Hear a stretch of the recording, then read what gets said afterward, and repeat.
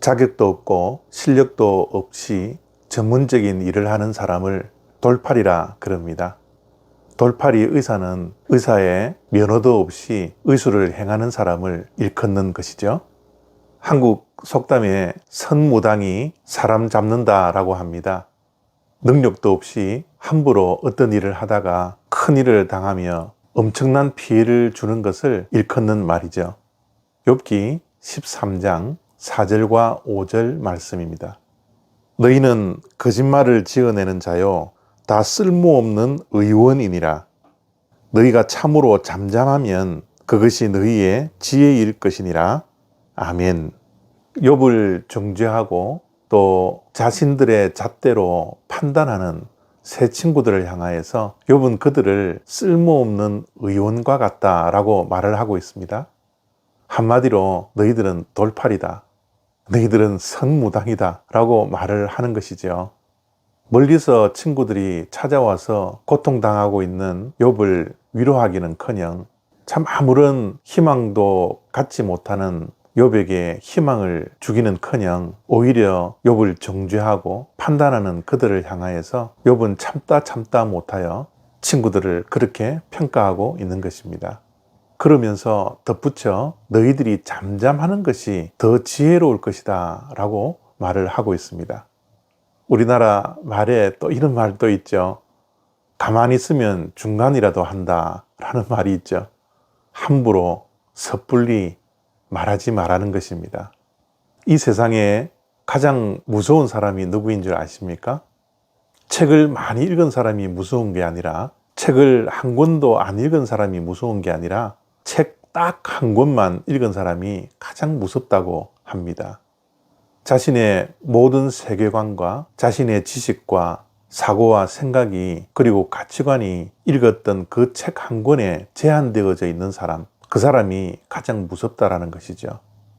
읽었던 책 한 권의 내용이 전부인 것처럼 그 책 한 권에 갇혀서 살아가는 자들, 그래서 다른 것을 받아들일 수 없고 자기가 가지고 있는 지식으로 모든 것을 판단하는 사람, 그리고 고집하는 사람, 그 사람이 이 세상에서 제일 무서운 사람이라고 말을 합니다. 우리의 인생은 정말 복잡합니다. 1 더하기 1이 2면 얼마나 좋겠습니까? 근데 우리의 인생을 살다 보면 1 더하기 1이 2가 아닐 때가 얼마나 많이 있습니까? 이 세상이 우리가 가지고 있는 지식으로, 우리가 가지고 있는 경험으로만 움직여진다면 우리의 인생은 어렵지 않습니다.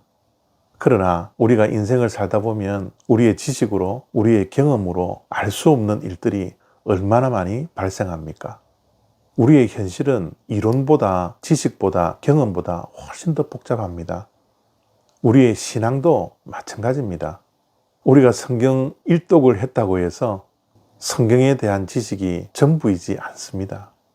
성경을 읽으면 읽을수록 모르는 것이 더 많습니다. 저는 매주 설교를 평균적으로 6번, 7번 합니다. 이 설교를 제가 섬기는 교회에서 21년 동안 했으니 얼마나 많이 했겠습니까? 그런데 설교는 하면 할수록 어려운 것 같습니다. 그때는 내가 깨닫고 알고 있었던 것이 전부인 것 같이 보였지만 몇 년이 지난 후에 똑같은 본문을 보면 그 당시의 깨달음이 얼마나 어린아이와 같은 깨달음이었는지 내 자신이 부끄러울 때가 얼마나 많은지 모릅니다. 우리에게 정말 위험한 것은 내가 알고 있고 내가 경험했던 그 모든 것을 가지고 고정관념을 가지고 있거나 편견을 가지고 있거나 내가 알고 있는 지식이 전부라고 생각할 그때가 정말 우리에게는 위험할 때입니다. 그래서 우리는 날마다 고개 숙일 수밖에 없습니다. 책을 읽으면 읽을수록 더 읽어야 한다라는 목마름이 있습니다.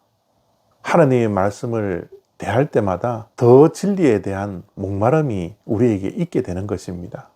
사람을 알면 알수록 우리는 모르는 게 너무나 많이 있습니다. 우리의 인생을 살아가면 살아갈수록 우리의 인생을 한마디로 정의하기가 너무나 힘듭니다. 그렇기에 사람을 쉽게 판단하고 경솔하게 정죄하지 않는 하루가 되었으면 좋겠습니다. 내가 아는 것, 내가 보는 것, 내가 듣는 것이 전부가 아님을 기억할 수 있는 겸손한 하루가 되시기를 바랍니다. 감사합니다.